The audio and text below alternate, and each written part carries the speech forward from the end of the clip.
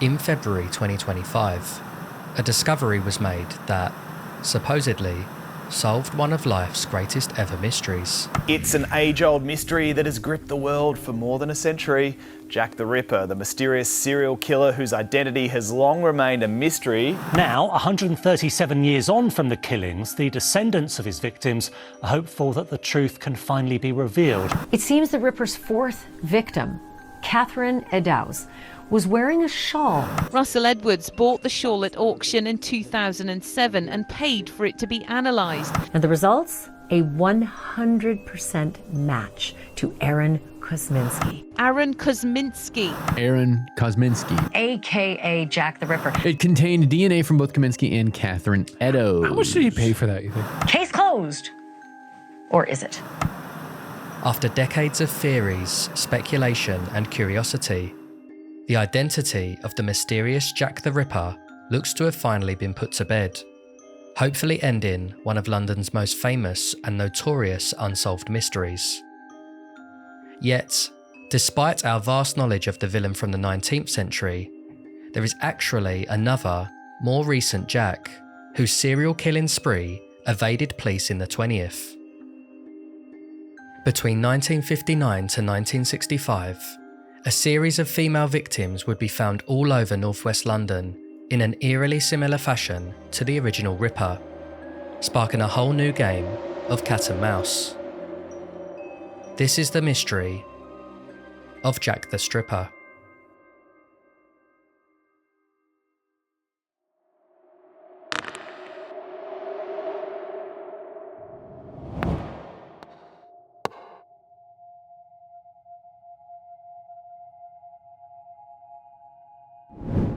In the early hours of Wednesday the 17th of June 1959, PC Mills, PC Spark and PC Baker were carrying out a routine patrol of Duke's Meadows in Chiswick, a quiet park area on the north bank of the River Thames, when they would stumble across a sinister find.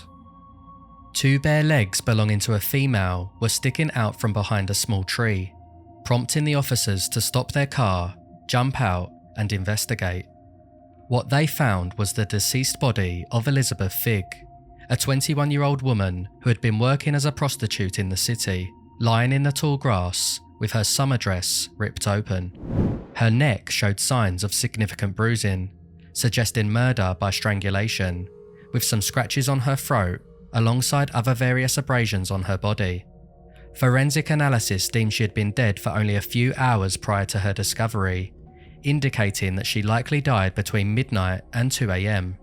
One of her teeth had also been recently removed.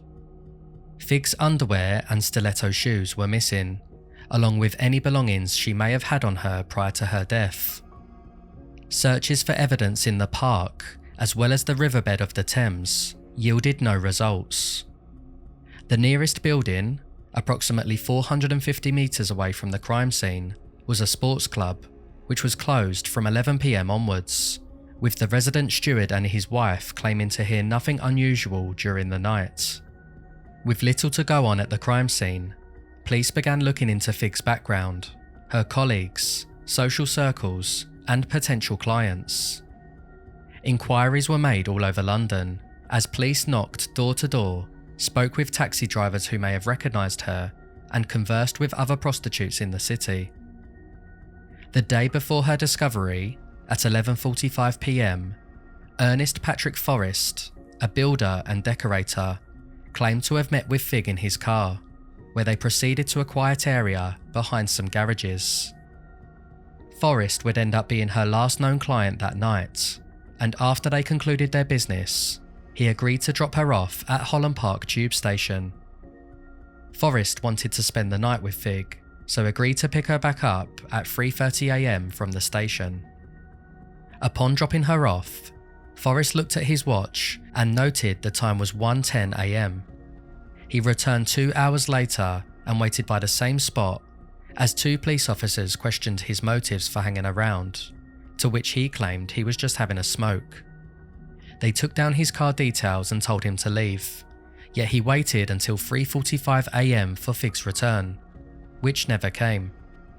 At this point, Fig was most likely already deceased. Forrest inevitably became a suspect, yet it was he who approached the police 3 days after the news broke to give his account of Fig's last known movements.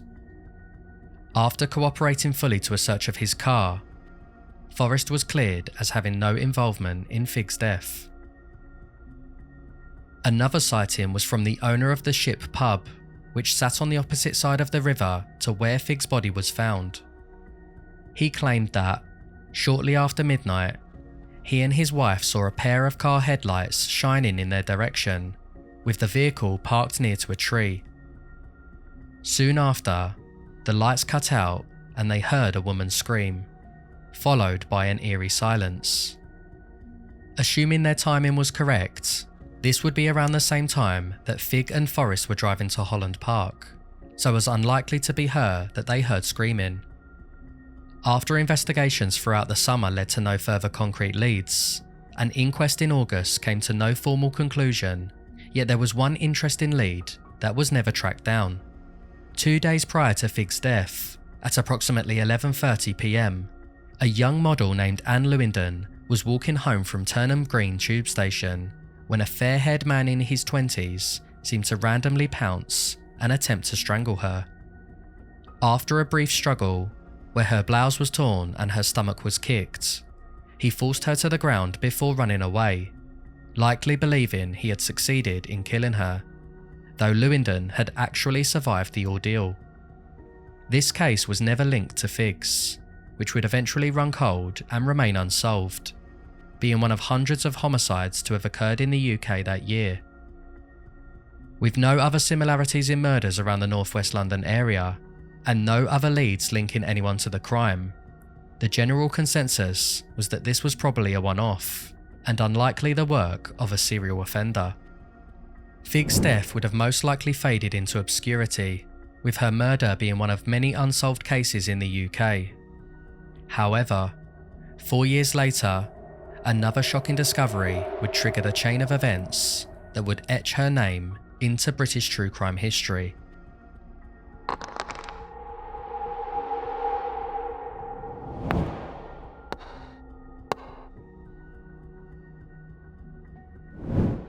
Across the river, and less than a mile away from Duke's Meadows, lies a refuse site on Townmead Road in the London district of Mortlake. On Friday the 8th of November 1963, at approximately 2 p.m, 3 workmen at the site were using a mechanical digger to collect ash from an old pit, which had been filled in during the site's construction. During the excavation, the vehicle's operator noticed what he thought was a dead animal as he lowered the arm of the machine into the ground. As it emerged from the dirt, 2 legs were seen hanging from the bucket, one of which was wearing a stocking, with an arm and torso also amongst the rubble. The head of the body had also been decapitated, presumably by the actions of the digger, ripping through the torso when cutting into the earth. Little did they know at the time, but the excavator had just uncovered what is thought to be the naked body of the stripper's second victim. An autopsy showed that the internal organs of the victim had practically deteriorated, this time with 4 of her teeth missing, yet it couldn't be concluded if this happened before, during, or after her death, since the digger itself may have been responsible. With so much of the body decomposed, initial worries were that identification would prove impossible, yet remarkably, there was just enough skin on the left thumb and forefinger to allow for a fingerprint to be matched to a missing persons database, with police identifying the individual as 22-year-old Gwyneth Rees. Rees was a known prostitute to authorities, having been convicted previously for 12 counts of soliciting and 1 of theft. She would also go on to mother 2 children, both of whom were conceived by clients. She was also mixing heavily with London gangs, at times being attacked by mob members who would leave her hospitalised and requiring treatment. She worked briefly for Connie Whitehead, a driver for the notorious Cray twins, who operated as her pimp. Their relationship was noted as being extremely violent, with Whitehead reported to have physically punched and beaten Rees on numerous occasions. Gwyneth Reese was last seen on Sunday the 29th of September 1963 at around 4 a.m. when her and another prostitute, Brenda Meyer, were walking along Commercial Road attempting to find a taxi home. A car pulled up beside them both, with Reese jumping in and telling Meyer that she knew the driver and that she would see her later that day. The car sped off into the distance and Reese was never seen alive again. Whitehead was brought in by police and questioned on Reese's disappearance, claiming that he had nothing to do with her death and had never even heard of Mortlake, the location where her body was found. His car and home were examined with a fine-tooth comb, yet despite admitting to assaulting her on multiple occasions, he was ultimately cleared of any wrongdoing relating to her death. Various other mob members were questioned along the same lines, all with the same conclusion as Whitehead.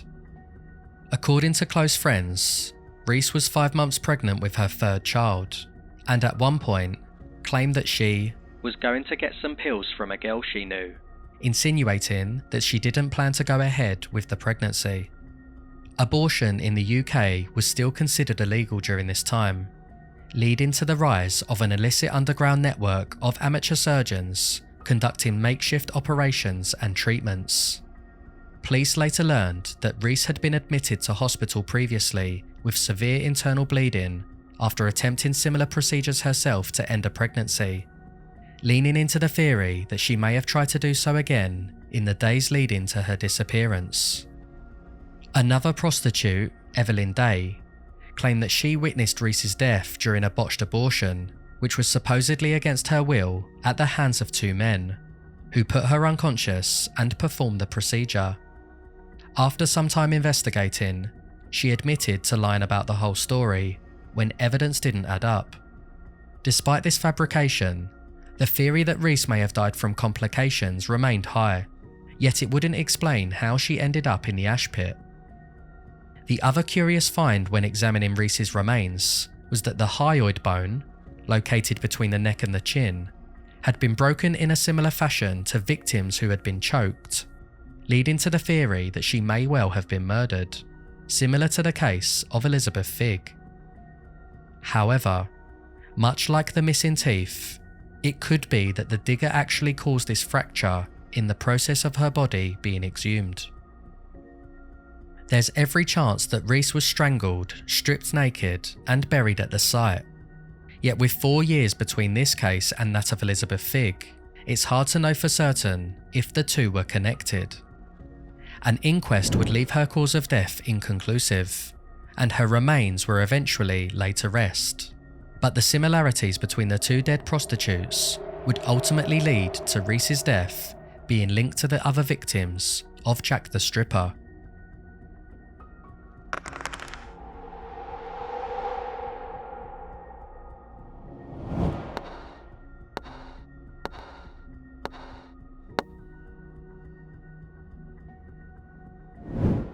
On Sunday the 2nd of February 1964, around 1:15 p.m, 2 brothers, George and Douglas Capon, members of a sailing club at Linden House, began preparing a dinghy for a race that afternoon. As they reached the foreshore of the Thames, they found the body of a woman lying face down in the dirt beside a small pier. Once again, the victim here had several teeth missing and was naked apart from nylon stockings rolled halfway down her legs. But this time, her torn underwear had been forced into her mouth. There were no signs of intercourse, yet she did have significant head injuries, suggesting she may have been knocked unconscious. No other belongings were found in the area, meaning she couldn't be identified immediately, with police initially believing that her body may have been thrown into the river 24 hours earlier from Duke's Meadows, based on the river tide and current of the Thames. The body would be identified by her sister as Hannah Talford, a 30-year-old from Northumberland, who once again worked as a prostitute in the City of London. Much like the other victims so far in this story, Talford had multiple run-ins with the law during her time in the capital, accruing convictions for soliciting and theft. In fact, Talford also had unwanted pregnancies whilst working as a call girl, much like Reese, and became infamous for trying to sell her first unborn son through an advert at a local newsagent's. She was widely condemned for attempting to profit from such an immoral act, yet still found a way to sell the boy to a married couple for £20 after giving birth at hospital. She would go on to have 2 other children whilst with her partner, Alan Lynch, though he would later claim to have no paternity over the children she mothered.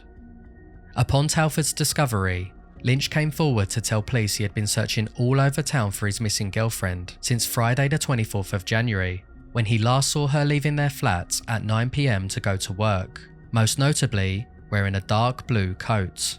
When she failed to return home that weekend, Lynch feared that she may have run off with a new man, after finding out from a friend that she was secretly planning on leaving him for someone she met in the Royal Air Force. Lynch was visibly distraught at learning of Telford's death and denied any involvement. Police seemed convinced that this was true, since alibis and evidence leaned in his favour, ruling him out as a prime suspect.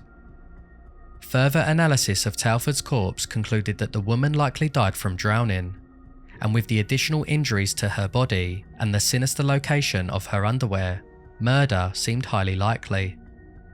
Due to the body being washed up on shore, it was likely dumped into the Thames at a different location, either from a boat or further upstream. Searches for Telford's missing clothes and belongings at various locations, including Duke's Meadows and the surrounding areas, came up short. Even the riverbed was scoured for clues, yet it reaped no reward. Telford was known locally by men and women alike across the City of London, with hundreds questioned about her whereabouts during the day she went missing. Multiple witnesses claim to have seen Telford all the way up until Saturday the 1st of February, the day before her discovery. Frederick Townsend, an unemployed window cleaner, claimed to know of Telford and saw her between midnight and 2 AM at a coffee stall in Charing Cross Station, roughly 7 miles downstream from where she was found. According to Townsend, Telford was as high as a kite on drugs, which apparently was a common occurrence. Other witnesses also claim to have seen her in the days between her disappearance and discovery, always wearing her distinctly recognisable blue coat. Derek Chew, a corporal in the RAF, was one of these witnesses and called in to give information about Telford. He would regularly help his brother-in-law at a coffee stall at Shepherd's Bush, where Telford often bought tea. Little did Chew know, but it appeared that he was the mystery RAF boyfriend that Telford claimed to be running away with to marry. Yet he completely denied ever being romantically involved with her, claiming that she must have made the whole thing up. Police would examine his flat, van, and belongings, but nothing of evidential value would be found. He was also away with his unit in North Weald during the disappearance, so was eventually cleared from the case. As police began to build a timeline of her movements, another vital piece of evidence would be discovered during a routine patrol of the Thames. On Wednesday the 19th of February, at around 5:35 AM, a police officer felt his boat shudder and slow down, as wrapped in the propeller was the remains of a woman's blue coat, matching the description of Telford's. With the location of the coat a fair distance from Linden House, it reaffirmed the theory of her body drifting downriver to another location, and despite the strong suspicion that she had been murdered, a coroner's jury would return an open verdict. At this point in the story, despite the similar circumstances for similar victims, police wouldn't make a connection due to the length of time between all 3 cases. However, it wouldn't take as long next time for another body to be found washed ashore.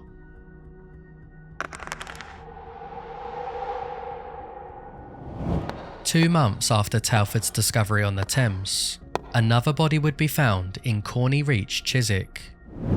On Wednesday the 8th of April at approximately 7:45 AM, Police Sergeant Robert Powell was patrolling a boat on the Thames when he came across the nude corpse of a woman lying on the riverbank. Roughly a mile away from where Telford's body was found, the woman was lying face down on the shore and had a cut around 6 to 8 inches long on her chest. Once again, several teeth were missing, and the cause of death was determined as drowning. It was estimated that the body had been in the water for no longer than 48 hours, and it was agreed that she must have been rendered unconscious before entering the river. The woman was identified by her landlady as Irene Lockwood, who was, you guessed it, a prostitute working in London, with 14 prior convictions for soliciting and theft. Lockwood had a child with a man who was now serving time behind bars, yet tragically, it was discovered that she was also 4 months pregnant when she died.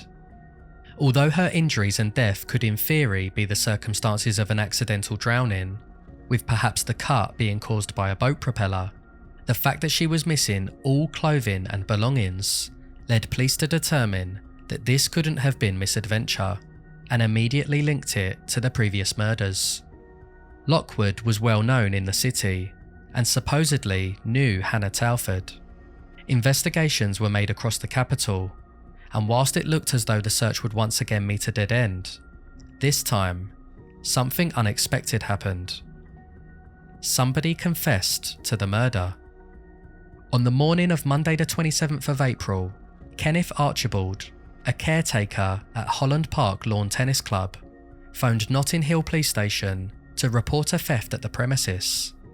Archibald, a former soldier, lived in a flat situated in the basement of the club, which it turned out had only recently been broken into a month prior. On that occasion, Archibald reported a break-in where he claimed that people stormed into his bedroom in attempts to steal his property, with the club itself suffering significant damages. A man and woman who were spotted fleeing the scene were detained and questioned by police, who both admitted to being present, but for a party rather than a plunder, and that it was Archibald himself who profited from the dozens who attended. Archibald later confessed to lying about the trespassing and was in fact running an illegal gathering at the club, where a fight broke out, causing people to flee.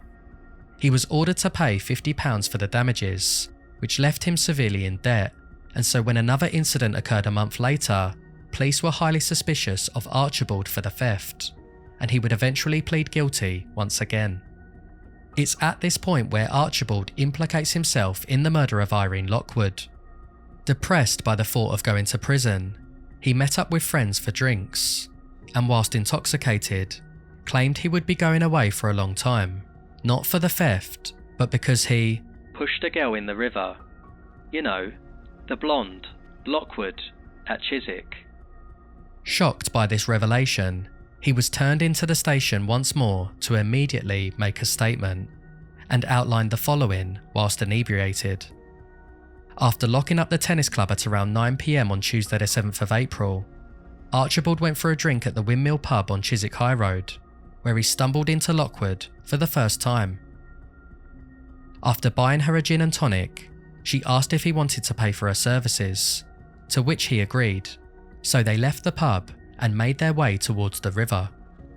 Upon finding a quiet location and agreeing the deal, Lockwood demanded the money in advance, something Archibald refused.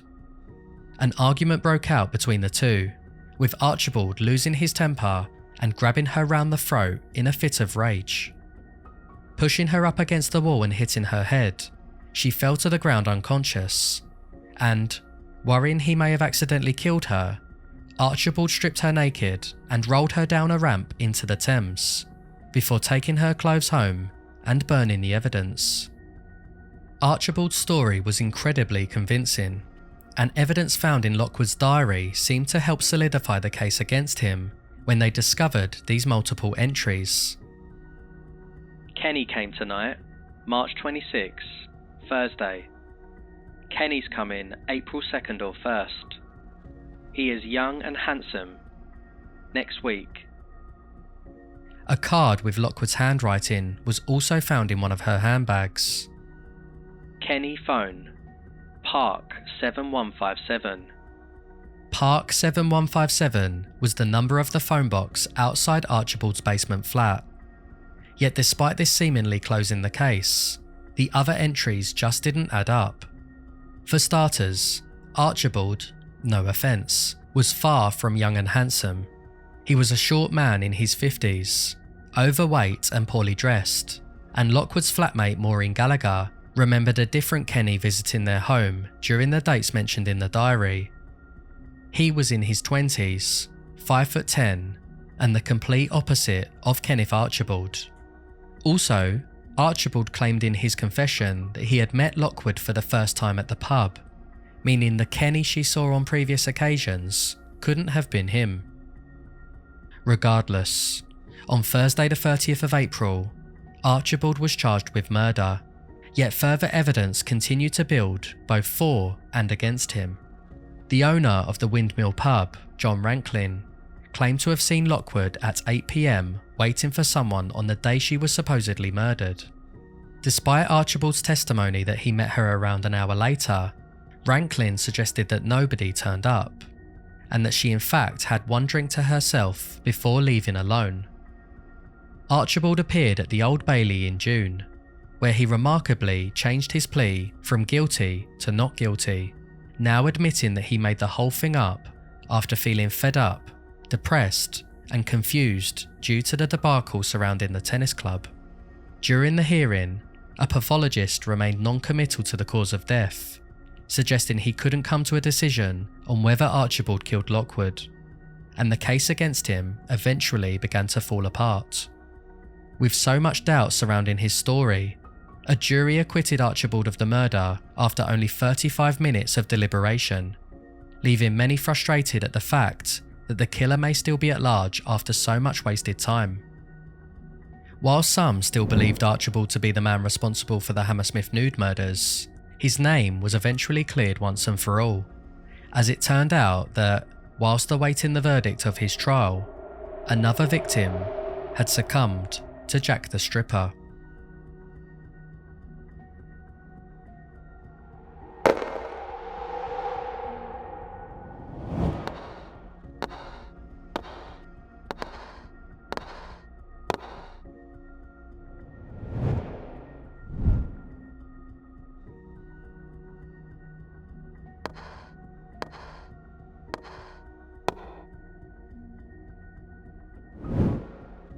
At 7:15 a.m. on Friday the 24th of April, the week of Archibald's trial, Clark May, a resident of 199 Boston Manor Road, exited the back of his home into an alleyway off Swincombe Avenue when he made a gruesome discovery. Lying naked amongst a heap of rubbish outside his back gate was the fifth victim of the stripper, Helen Barthélemy. Her cause of death was asphyxiation, with pathologists believing that her clothing had been used as the weapon, tightly twisted around her neck.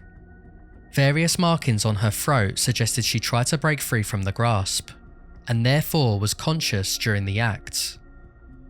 She also had swelling on her left cheekbone and nose, likely from being punched repeatedly.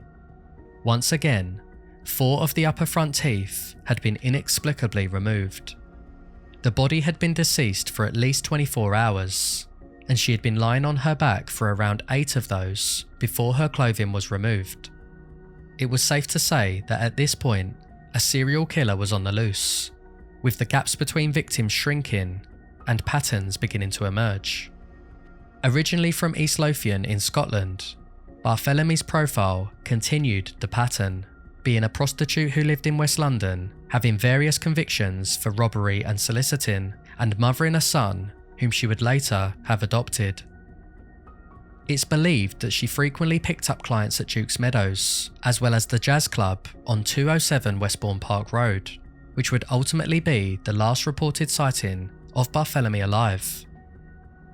On Thursday the 23rd of April at around 2 a.m, a group of people were smoking in the ladies' bathroom when Barthélemy walked in and joined them.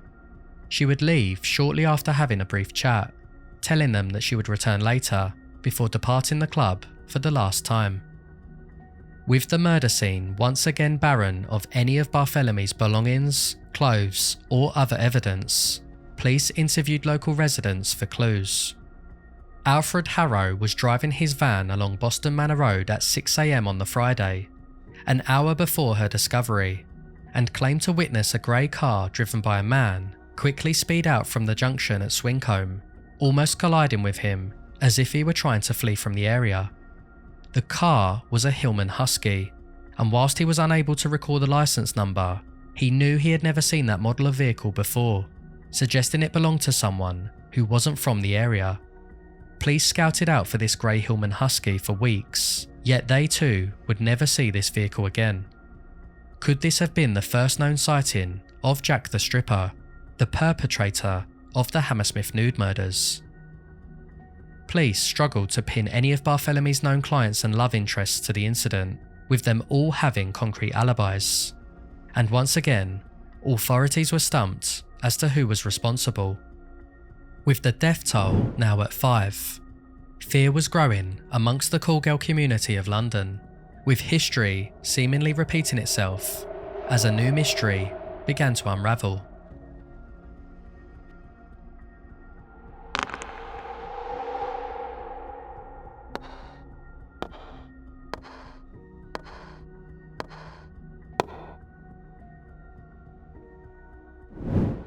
At approximately 4:45 AM on Tuesday the 14th of July, George Hurd, a chauffeur who lived at 52 Berrymead Road, Chiswick, got up to drive his daughter to the airport. Looking out the window to check the weather, he noticed something unusual lying in the entrance to number 48's garage, so he went outside to check. What he discovered was the naked body of Mary Fleming, the 6th victim of the Hammersmith nude murders. Born in Clydebank, Scotland, Fleming ticked all the same boxes as the previous women, a London prostitute with clients all over the city, who was charged for theft and soliciting after previously abandoning her children. Once again, the killer had performed his signature technique, with Fleming being stripped naked and likely strangled with her own clothing, all of which were missing from the crime scene. 4 of her teeth had also been removed. Hypostasis on her back indicated she had been lying down for a considerable time after her death, with grease marks suggesting she had been transported to the location by a vehicle. All cars and vans along Berrymead Road were searched, but none held any signs of Fleming's presence. Several neighbours were questioned and claimed to have heard a car revving loudly between the hours of 1 AM and 2 AM that morning, possibly speeding away from the scene after dumping the body outside the garage. William Kirwan was painting the interior of a restaurant on Chiswick High Road with 2 other men at around 2 AM on Tuesday the 14th of July. Looking out towards Acton Lane, he saw a man reverse a small van with its lights off into an alleyway, park, and then make his way to the back door of the vehicle. The man, who was in his late 20s at around 5'10", suspiciously scoured the area before Kirwan jokingly shouted out to spook him. In a panic, the man jumped back into the van and drove off quickly. This event took place at around the same time that the residents of Berrymead Road claimed to have heard a speeding vehicle, leading police to connect the two in thinking that this was the stripper trying to dump Fleming's body. She was last seen in the early hours of Saturday the 11th of July at around 2:45 AM by a police officer who saw her leaning through the window of a red Volkswagen, speaking to a man of Greek appearance. Examination of the body suggested she died that morning, being disposed of in Berrymead Road 3 days later. There were many distinct similarities this time between the deaths of Fleming and Barthelemy. Each were presumably strangled with their own clothing, each had teeth missing, each had been stripped naked several hours after their death and kept elsewhere, before each were dumped outside a residential building. This time, however, new discoveries were made which changed the course of the investigation and opened up new leads that police could finally pursue. During the discovery of Fleming's corpse, laboratory tests on Barthelemy's body found that flecks of coal, dust and paint were present, mostly consisting of red, black and blue particles. These particles were globular, suggesting that they originated from a spray gun as opposed to a brush or roller, with car garages and factories being a common place for the use of such tools. These same particles were also found on Fleming's body, meaning that both women had at some point been in the same location, perhaps where they were stored post-death, before being dumped at the places that they were found. This was a huge breakthrough in the case, with police searching over 150 premises across 6 square miles to determine which locations contain the same globular spray patterns. The search effort significantly increased, with hundreds of statements taken from potential leads.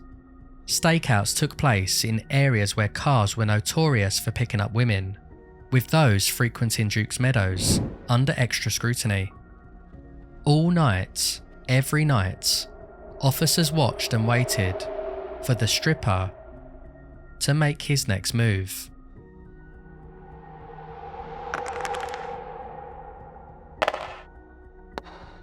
Four months passed by, and with no way of knowing when the stripper would strike again, fear grew once more, and as the winter months struck the city, he would follow suit.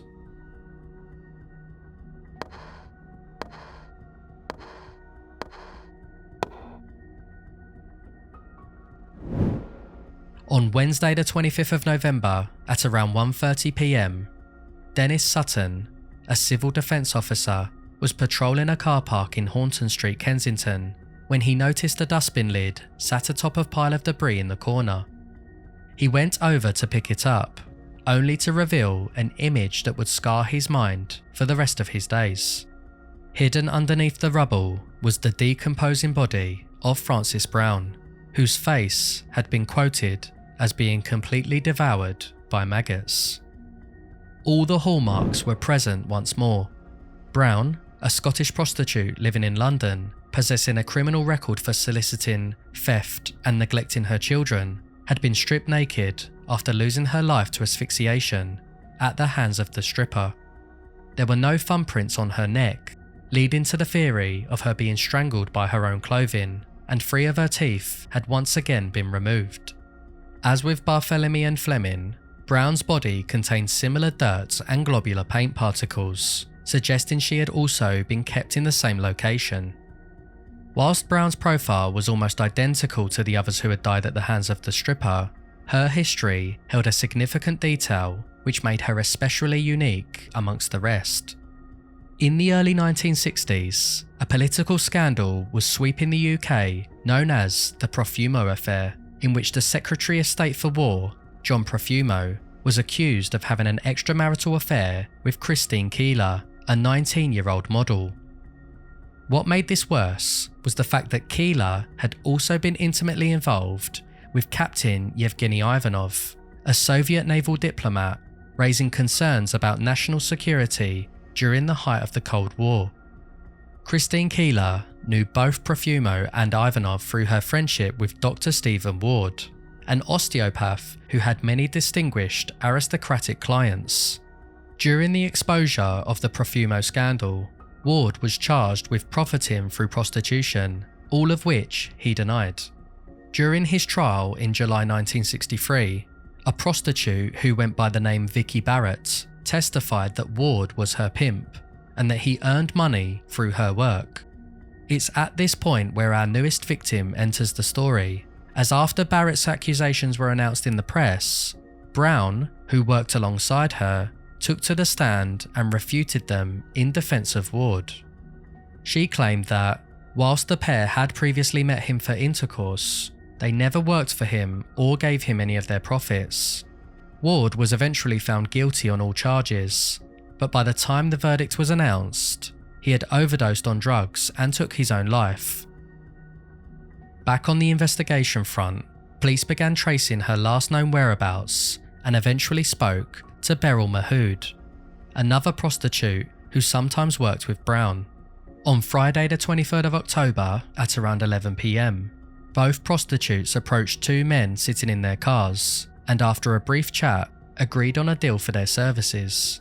After learning that the men were friends, Brown gets into the car with the first man, who was described as 5'8", aged 30 to 35 years old, with a stocky build and dark brown hair. Mahood gets in with the second, who was around 5'10", medium build, aged around 30 to 32, with thinning hair and a roundish face. The 2 cars drive off together before splitting up along the way. Mahood sleeps with her client in a secluded car park before being dropped off outside the jazz club, the same one Barthélemy was last seen in. The club was their rendezvous point for if the pair ever split up, and despite waiting for her to return, Brown never came back. Vera Lynch, Brown's friend, came forward with information to police about a story she mentioned weeks before her disappearance. In October, Brown told her that one night whilst working, a man in a small grey van asked her to get in, and upon entering the vehicle, she noticed piles of clothes all over the floor. The man produced a small black card with Metropolitan Police written in gold lettering, claiming to be part of the Criminal Investigation Department, or CID. He asked her questions about the murders across the city and began explaining in vivid detail to Brown on how the stripper was able to do it. After a brief discussion, he gave her £1 for her time, dropped her off, and drove away. Police suspected that this may have been the stripper, posing as a police officer, as even they were unclear as to the level of detail on how he committed his murders. A sketch of the two men was created from Mahood's description and handed out to the national press, with the man last seen with Brown, pictured left, thought to be the stripper.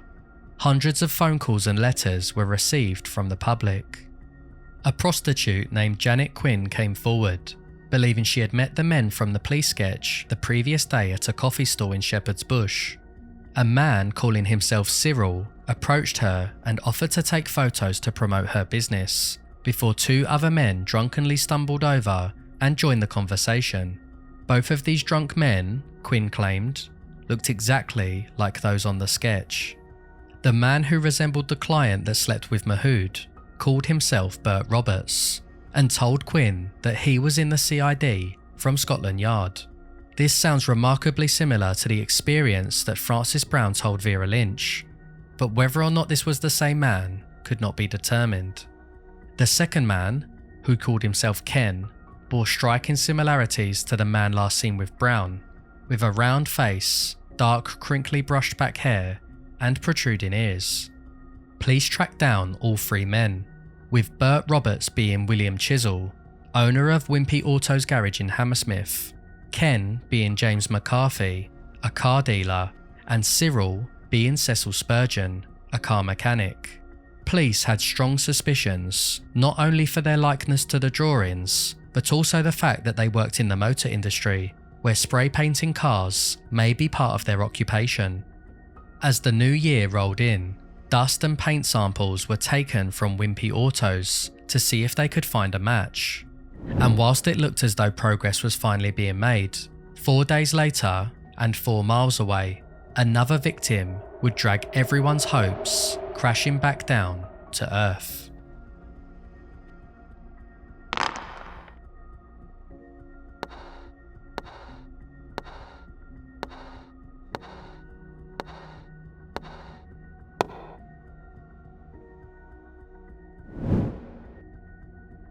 On the same day the sample is collected at Wimpy Autos, Thelma Schwartz, a cleaner at a facility in the Heron Trading Estate in Acton, is running late for work.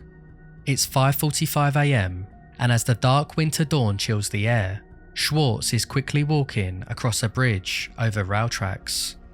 Upon making it halfway across, she begins to hear rustling coming from the direction of the sheds, and as she gets closer, so does the ominous noise. In a panic, and fearing she could be in the presence of the stripper, she sprints off to her workplace and into the mist.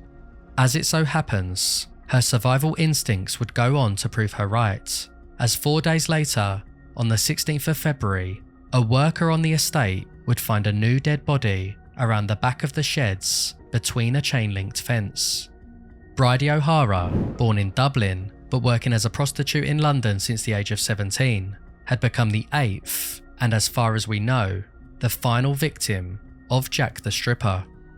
Now 27 and living with her husband in Shepherd's Bush, the pair would both face prison time for soliciting, theft, robbery and assault. O'Hara was last seen on Monday the 11th of January, when at 10:15 PM she would enter the lounge bar of the Shepherd's Bush Hotel and speak with Joseph and William Kelly. After an hour of flirtatious conversation, Joseph got up to leave and waited outside for O'Hara, but decided to leave a few minutes later, expecting her to hook up with William. As he began to walk home, he looked back and saw her leaving the bar in the distance with a man, who he was certain looked like William. Police interviewed William, who denied leaving the bar with O'Hara, but instead claimed that he saw her leave with another man, around 5'6", with a round face and broad shoulders. At the crime scene, O'Hara's corpse was naked, with blood staining the chin and mouth, and rather than teeth missing, this time it was her entire dental plate. Various abrasions were present across her body, particularly on her neck, with the cause of death once again being asphyxia due to choking.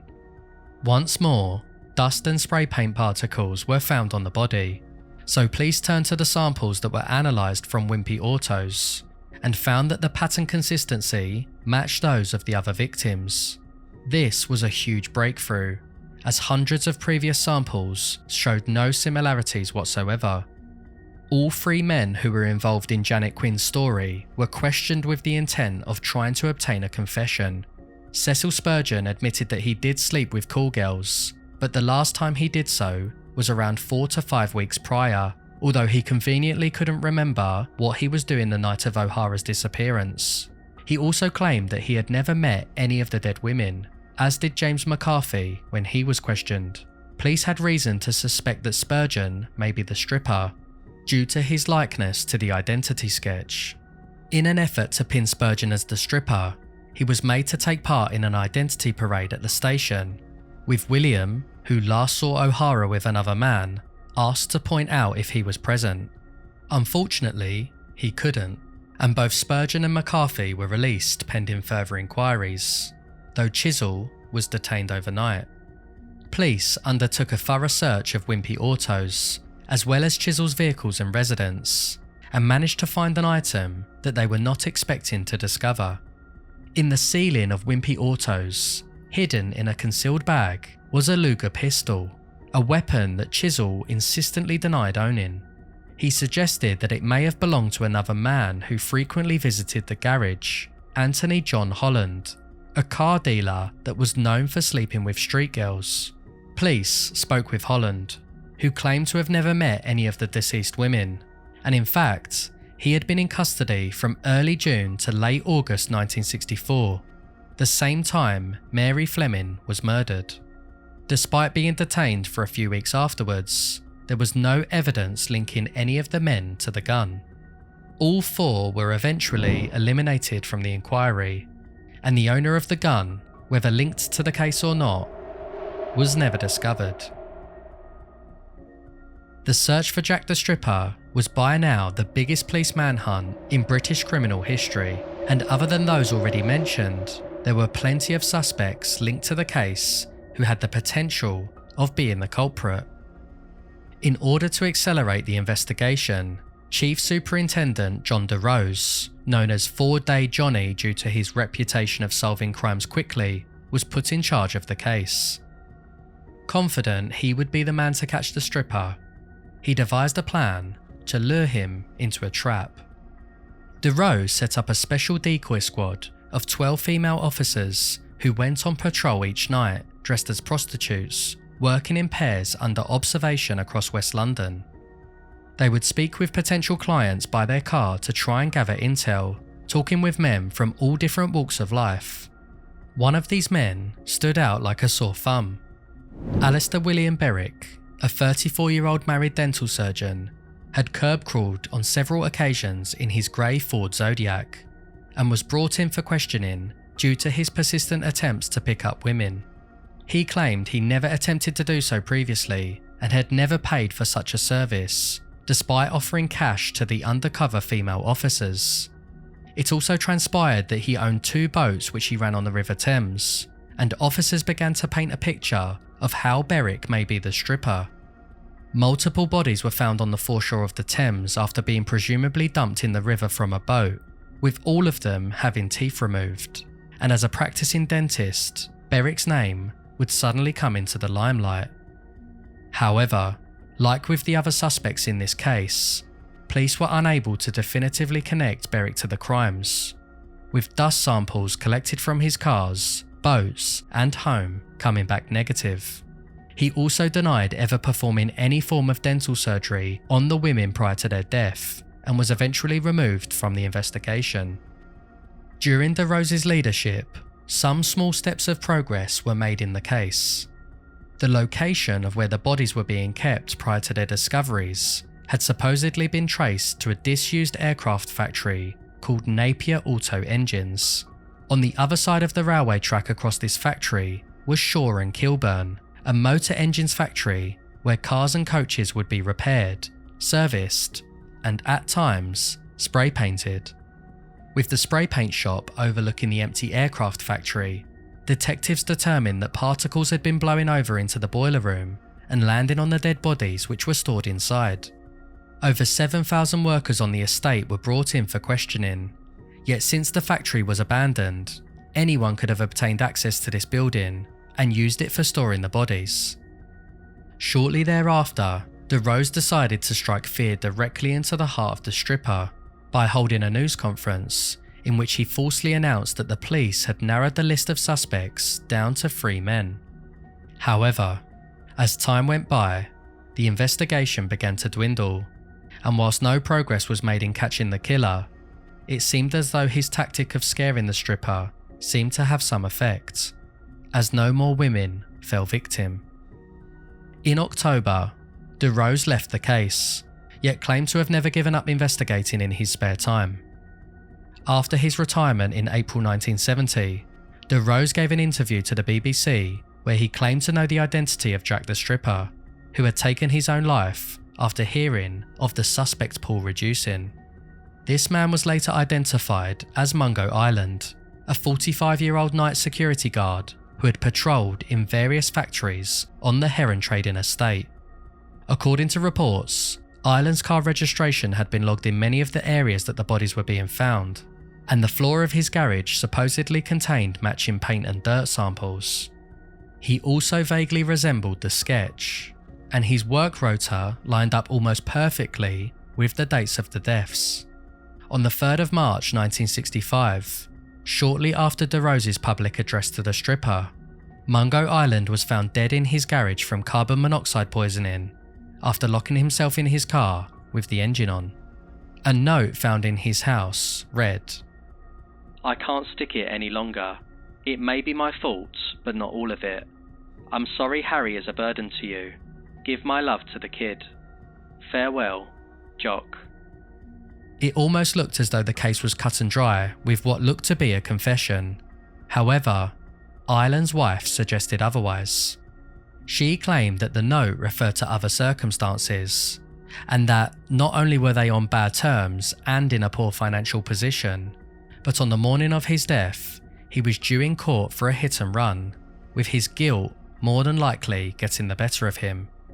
It also became evident that, despite his work routines often putting him at the scene of the crimes, Island was working in Dundee between the 28th of November and the 11th of January, the date of O'Hara's disappearance, meaning he in no way could have been involved in her murder.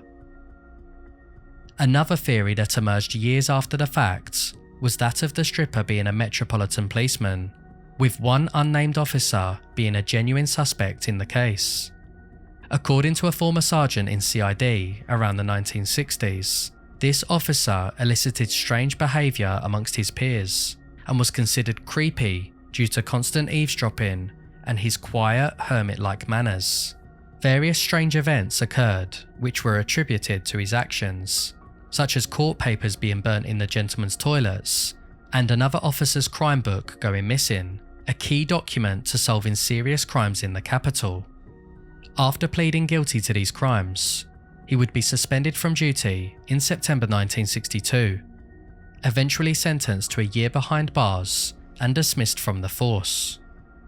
After hearing of Francis Brown's story about being questioned in a van by a CID officer, DeRose tracked him down. As expected, he denied any involvement with the murders, and was now living with a family on the Essex coast out of town, and after providing alibis for his whereabouts on several dates, the case against him was dropped.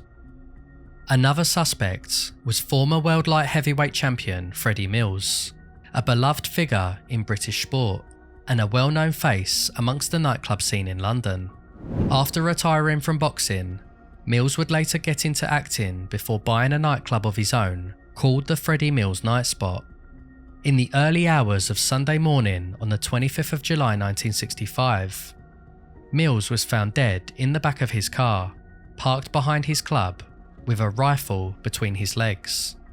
Whilst it was ruled that Mills had taken his own life, some evidence, such as the angle and markings of the gunshot wound, suggested it could have been murder. 4 days after his death, Scotland Yard received an anonymous note claiming that Mills's death was staged and that the mob were responsible. Whilst his own death remained shrouded in mystery, rumours would later circulate that Mills was in fact Jack the Stripper. In 2001, a reformed London gangster, Jimmy Tippett, claimed that Mills was part of a secret Freemasonry society and that many other London gangsters, as well as Scotland Yard, knew that he was the killer. Mills also shared similar features to the sketch, with his wider, flatter nose in particular bearing a striking resemblance to the stripper. Interestingly, during his loss on his last ever fight to American Joey Maxim, Mills lost several teeth in the process, with some allegedly embedded into the glove of his opponent. With the stripper seemingly obsessed with removing the teeth of his victims, this bizarre connection was often used as a way of linking Mills to the murders. Despite these similarities, all of the accusations towards Mills were purely conjecture, with no concrete evidence or foundation, though some still believe him to be the prime suspect in the case. A final popular suspect in the Hammersmith case was put forward in 2011 by Welsh writer Neil Milkins, author of the book Who Was Jack the Stripper? He proposes that the man in question was Harold Jones, a Welshman who, at the age of 15 years old, murdered 2 young girls in his hometown of Abertillery. After confessing to the crimes and spending 20 years behind bars, he would later join the army after expressing a desire to kill as motivation.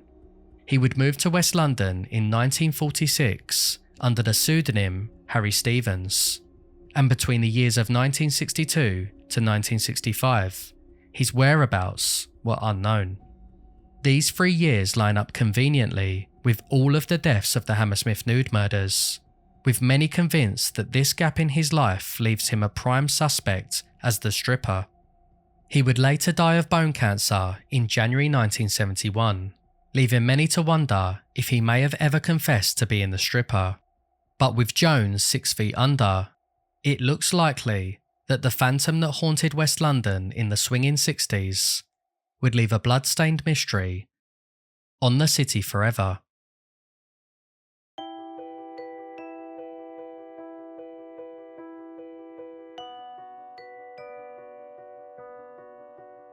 It's safe to say that Jack the Stripper will never reach the level of infamy of his Victorian namesake, yet his existence still remains one of London's darkest unsolved enigmas.